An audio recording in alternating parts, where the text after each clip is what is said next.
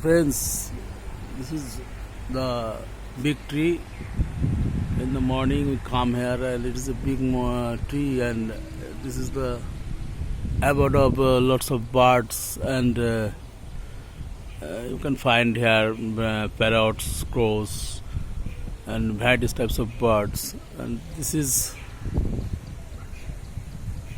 you can find you can listen the chirping of lots of birds, and here you can find the crow and parrots. That's the crow is here, and you can find the crow.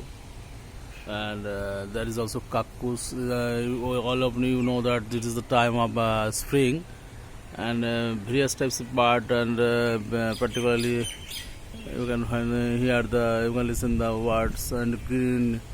It's the tree is for was for a long time from here, and the gentle breeze is blowing in the morning, and it's really soothing to hear the sound of birds. And here you can see the birds are coming from various parts of the beside. Actually, it is situated beside the river Chunni, and lots of birds from roaming from here and there. And there are also snake also. There live snake also. But I really, since my childhood, I have seen that tree, and it is really good to the birds, the abode of birds.